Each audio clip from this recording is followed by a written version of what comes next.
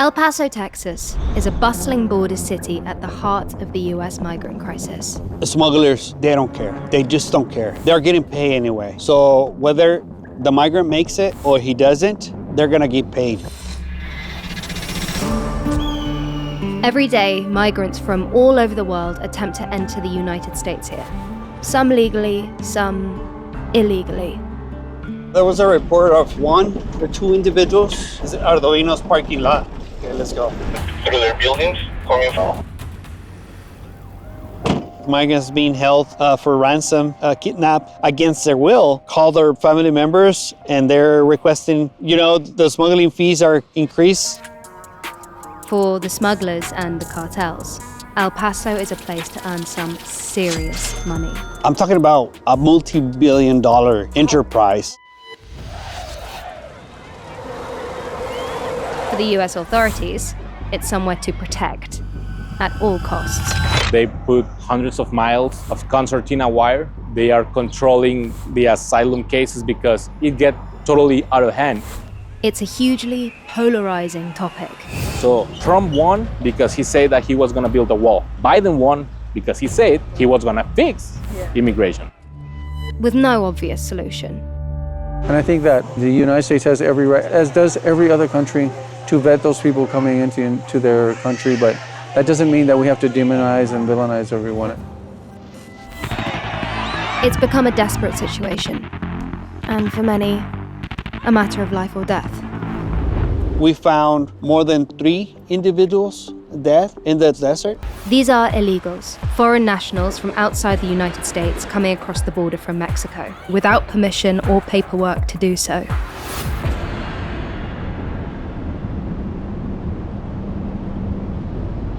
Been advised via radio that there's a presence of at least 8 individuals that are setting up for the illegal entry. We already have the helicopter close to that area, and we have a unit also on site. Okay, well, let's see if we can go there. We're on a ride along with El Paso Border Patrol, and it's their job to intercept the migrants. With people coming across, this isn't a spur-of-the-moment decision for them. Have they been planning this for a while? For years. For years. And so really what we're about to come across is sort of the biggest day of someone's life, in a way. Wow. Biggest and sometimes the saddest. Biggest and sometimes saddest, yeah. But before we can get there, there's an update. Turnbacks, they just call them turnbacks. Presence of the helicopter is there. It's gonna be difficult for them to decide to cross us. They're just gonna wait. There's another call, this time about a smaller group of migrants. This is the work of the Mexican cartels. They deliberately create chaos for the US authorities, making it easier to smuggle people through the gaps. There was a report of 1 or 2 individuals at Ardovino's parking lot. We have some agents on site already, so horse patrol unit is there. Yes. Get in there. They got them with this, probably from the facility. So from before, there was a call about maybe 8 or 10, and then they retreated. Now got a call about 1 or 2 people who've been spotted in this parking lot where we are now. There's a whole bunch of people who have arrived. Our agents were reported 2 individuals that entered illegally. Mm-hmm. They come through this area right here. Okay. They went down from the mountain and they just got into that area on the back of this fence. And then we find them, 2 males who have traveled across the border separately. They are willing to talk with you guys. I'm gonna translate off camera, right? Hello, hi. Hola. I'm sorry I don't speak Spanish. How are you today? Pues bien, lo que cabe bien. Where have you come from? De Parral, Chihuahua, la tierra de Villa, How long have you been traveling for? para acá. 8 días. How were you treated by the people getting you here? No, realmente no pagamos nada, ¿no? Pues hasta ya que lo brincas es cuando paga uno, ¿verdad? You haven't paid? No. What happens if you don't pay? Oh, sometimes it's the worst. Can Really? happen. Pues muchas veces le pasa a uno lo peor.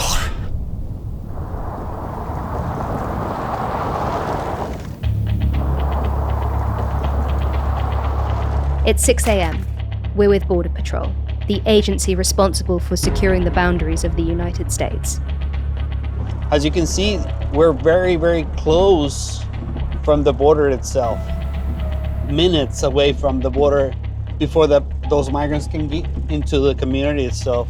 And disappear, essentially. Yes, at the end of the day, the smugglers are being telling them that that's the fastest way to escape from authority, right? They just start running, heading to the community, jump into a house, and try to get away with it. As you can tell, the residents, they know who we are. They're pretty much seeing us every single day. And most of the times they just directly call us and tell us, that I have 5 people in my backyard.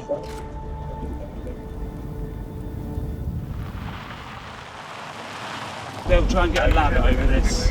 Yes, correct. They try to slide on this side of the border by grabbing the holes of the barrier. These are made of metal and, of course, concrete inside on the middle. And with the friction itself and with the heat, that we have seen recently. Rip your hand off. Yeah, they use some gloves. This is the 18-foot high. Yes, this is 18 And foot it's high. still so big. It's so Yeah. tall. Yeah, it is.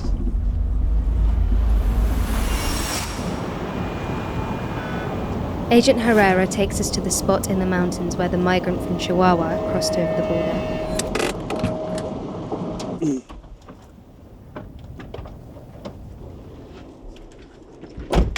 As you can see, this is the border between United States and Mexico. There's no border fence, and that's Mexico. It goes all the way towards through the other side of this mountain. What divides both countries is main road, right? And that's The it. dirt It's road. literally it. That's it. It's standing with one foot in Exactly. two country. And this is a very rocky terrain Yeah. with high cliffs.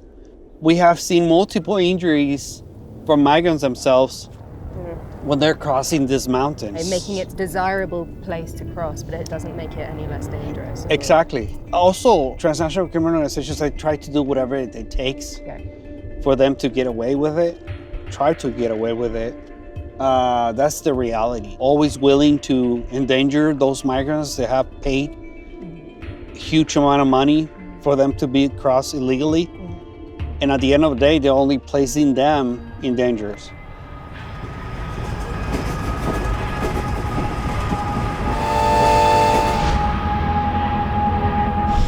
Is it appropriate to ask how much is paid? Or?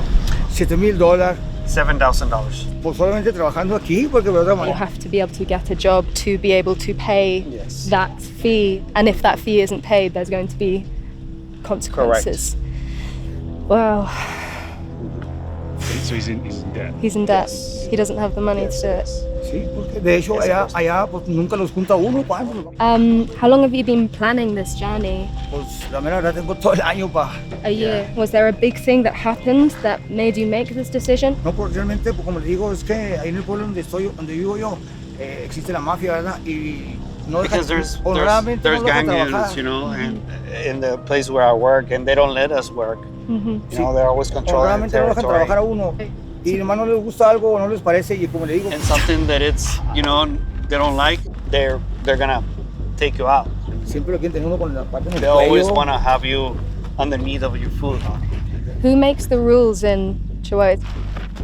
¿Quién es la autoridad? The mafia. El Chapo. When you say Chapo, is that mafia? I mean, There is a criminal lord. Criminal lord. Yeah. Drug Yeah. lord okay. from the cartel of Sinaloa. Okay. From here, they believe they still have access to. But he's in the prison, but he still is. That's in what charge. he believes. Okay. Joaquin Guzman known by his Spanish nickname El Chapo, or Shorty, is one of the most notorious and violent drug lords in the world. El Chapo, who was captured in Mexico and extradited to the U.S. in 2016. He is currently serving a life sentence in a maximum security prison after being convicted of drug trafficking, money laundering, and weapons charges. If he comes back. If he comes back, he's going to be in a lot of danger. Here, you feel more secure, more safe than in our own territory, our own country. I don't know why there is so much adrenaline running through me now, just in that one moment. We're speaking so casually and almost, Julia, his spirits are surprisingly high for someone who's been through a really grueling 8-day journey. And I'm not sure why that's had such an extreme effect on me, that conversation. As someone who has been pushed from their home due to sheer desperation and actually seems very happy to be here. What they're doing right now is a mobile intake. Once the processing intake is complete, and he's going to be placed in removal proceedings under Title 8. Is he going to be sent back? More likely. And those are the things that we're trying to, to voice, constantly. Yeah. There are consequences by you coming illegally into the country under Title 8, and you will be removed out of the country. So. And do you think that actually they are really not aware of those consequences when they? Sometimes they're not aware. Yeah. Sometimes they're just like, we're convinced with somebody else, Yeah. they can make it. But this is the reality, Yeah. We're seeing it every day. So they said it. It's more than likely that he will be sent back pretty quickly, and he said that he is in debt, $7,000. He won't be able to pay that unless he is here and gets a job. He's going to be sent back and he's going to be in some pretty serious trouble, it seems. He doesn't seem totally aware of that reality yet, that he's probably not going to be allowed to stay. Quite often, it's the families of the migrants that have paid these extortionate fees, but the transaction comes with little guarantee of safety or success. The smugglers, they don't care. They just don't care. They're getting paid anyway. So whether the migrant makes it or he doesn't, they're gonna get paid. It doesn't matter if they don't get the fee if they cross the border, they get the fee regardless. Exactly. And human life doesn't matter to them. I'm talking about a multi-billion-dollar enterprise. How much does the average smuggler earn? We have heard ranges from the $18,000 to $6,000 per person. Per person? How are people getting connected and understanding and being put in touch with these people to create that journey? Exactly. That's why we call them transnational criminal organizations, because we have learned that they're just not smugglers trying to cross migrants across the border illegally. It is an entire network of connections that they have, not only in South America or Mexico, but other countries in the world. A few years ago when we were all hearing about these detainment camps and children were being separated from their parents, is that still happening? Is that still the case? This is not the case anymore. We have a high priority to maintain or keep those family units together at all times. We need to make that they have enough documentation to prove that they're a family. That they are actually a family. That these are their because children. we have seen some situations in the past also where smugglers utilize some kids. Yes. Okay. To bring with a family, and they end up not being part of a family. Right. 2021 was a record year for unaccompanied minors crossing the border, with over 23,000 children processed by Border Patrol agents. These two girls were encountered as a part of a group of 7 migrants total. Our agents determined that these two girls had no other family members with the group, so that's why they were treated as unaccompanied children. Not that long ago, we had a situation when our agents here apprehended a group. In between that group, there was a female that she claimed that her little daughter was taken away from her by the smugglers across the border. We take her into custody, and of course we, inform every law enforcement agency out there, even to the government of Mexico, start looking for that little children. A day later, around 2 o'clock, 3 o'clock in the morning, we had a sensor activation in a mountain. When our agents respond, they found a 2-year-old little girl in the middle of nowhere. On her own? On her own. That little kid happened to be the daughter of that female that we had found a later prior. What had happened to her? Why was she alone? Why had she just been abandoned? The smugglers don't care. They don't. So smugglers will take a 2-year-old kid away from her mother and then just abandon them. Yes, that's who we're dealing with. That's that every single level. day. That's a level of evil. It really is. That's a level of evil. It really is. She was able to reunite with her mother, but for some reason, the smugglers they just decide to split them apart. The border between the United States and Mexico stretches for more than 2,000 miles. Here in the El Paso sector, federal agents are responsible for around 260 miles. And without doubt, the work they do carries a heavy burden.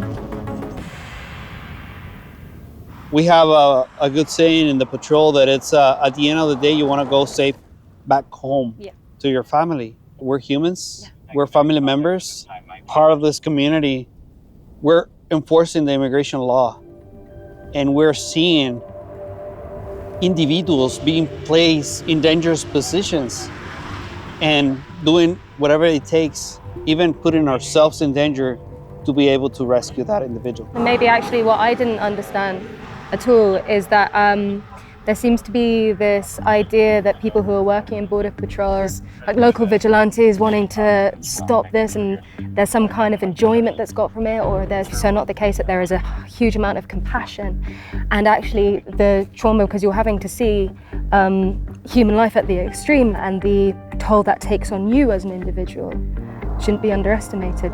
We need to be able to make those split of a second decisions. We're always willing to stop whatever we're doing, and that life in need is a priority.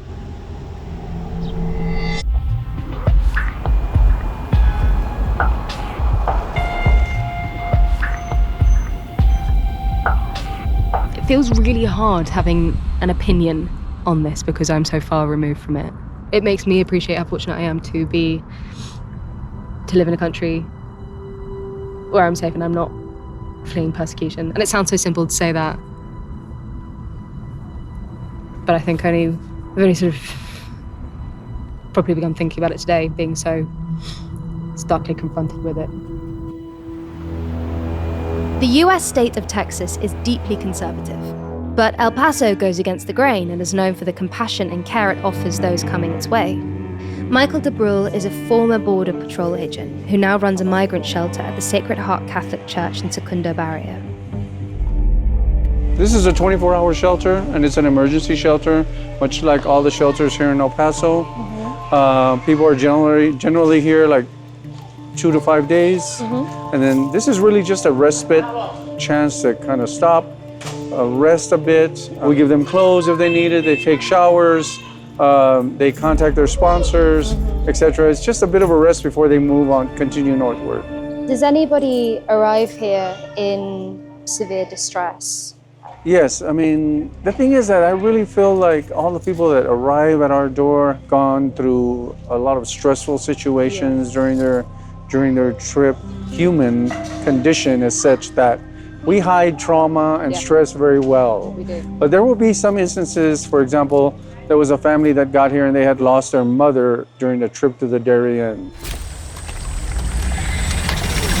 Or there have been a couple of times where there have been miscarriages. The last time a woman was here, her husband was detained and she had a miscarriage, and so it was very difficult for her. In June of this year, US President Joe Biden issued an executive order aimed at curbing record levels of migrants crossing the US border from Mexico. At its peak, more than 2,000 people were crossing every day, overwhelming many of the city's resources. Under the executive order, officials can quickly remove migrants illegally entering the US without processing their asylum requests. Not typically people who've crossed illegally. All the people in here today have documents. Generally, we're not seeing any of those people since the executive order was signed. I think that they're probably being turned back.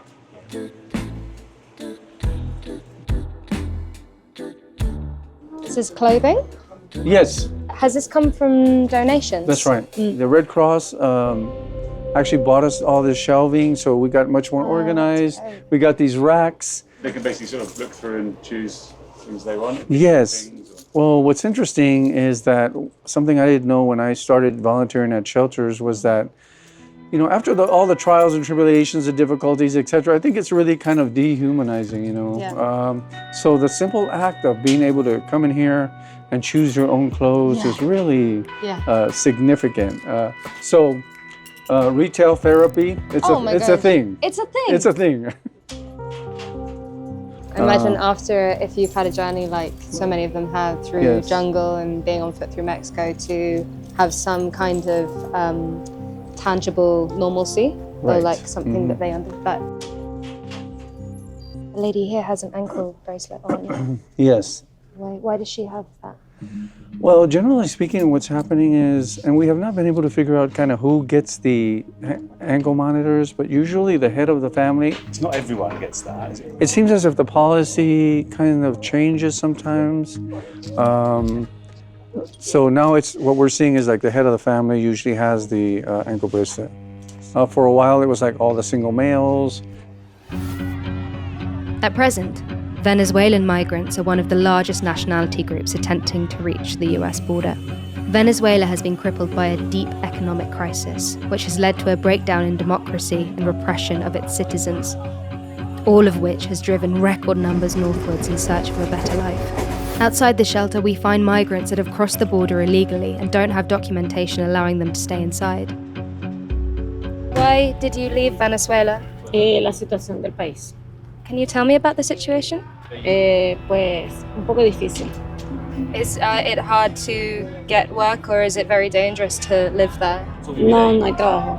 Have you been looking for work? Sí, he estado buscando trabajo, pero no he podido conseguir, por lo tanto ando con una menor de edad y como somos nosotras dos, pues no tengo quien me la cuide. How long did it take you to get from Venezuela to here? 4 meses. And can you tell me about that journey? What was it like?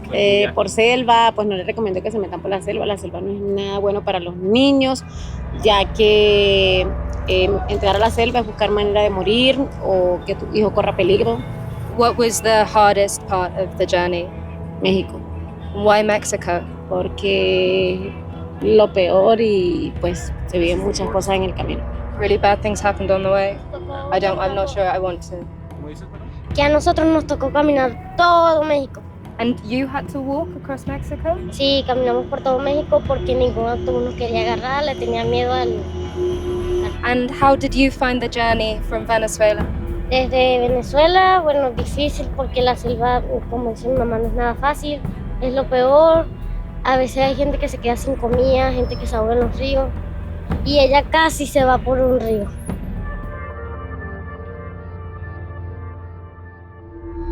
Local journalist Luis Garcia has covered migrant stories here in El Paso for the past 10 years.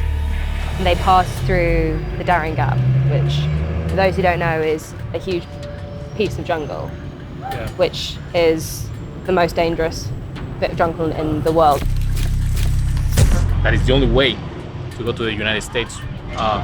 So it's a place where I have heard stories, really, really bad stories, where migrants, they go in big groups. Not most of them make it out of the jungle. There have been some migrants that tell me that you can see bodies on the sides while you're walking. There are a lot of criminals in the jungle that sometimes they rape the women and the kids in front of the parents. And like she said, it's not a place for, not even for a little kid, for anyone.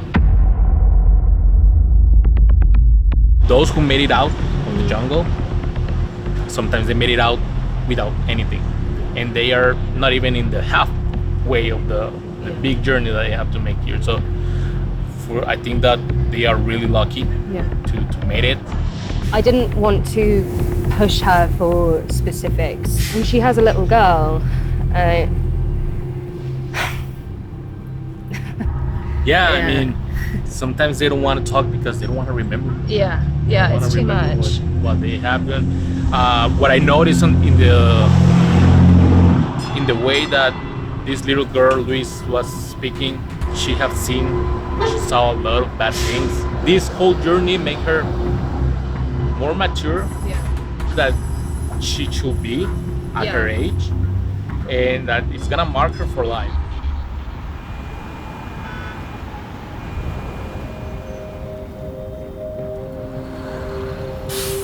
It's really difficult to comprehend from my experience, from having grown up where I live, exactly what these people have been through in order to come to America.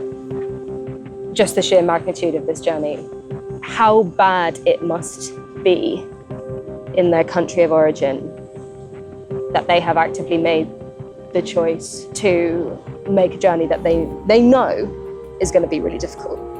Parents bringing kids across, little tiny kids, the little girl we met must be maybe 9 or 10. What they have had to experience, what they've been through, and what they will carry with them for the rest of their lives. The issue of mass migration is huge for a country like the US and will be a key factor in the 2024 US presidential election. And at the Texas state border with Mexico, the topic has become politically supercharged. So this is the border wall that we're approaching now. Okay. And I can see some soldiers. Yeah, so these soldiers Dead are ahead. part of the Texas National Guard. Okay. That they were deployed by the governor of Texas, Greg Abbott, as part of the Operation Lone Star. It's an effort from the state government to stop migrants here at the border, saying that Biden is not doing enough. The federal government is not doing enough. By that, they mean the Border Patrol. So they send reinforcements. The way they're doing that is that they put hundreds of miles of concertina wire, soldiers, so that way they stop the migrants that are trying to surrender to the Border Patrol.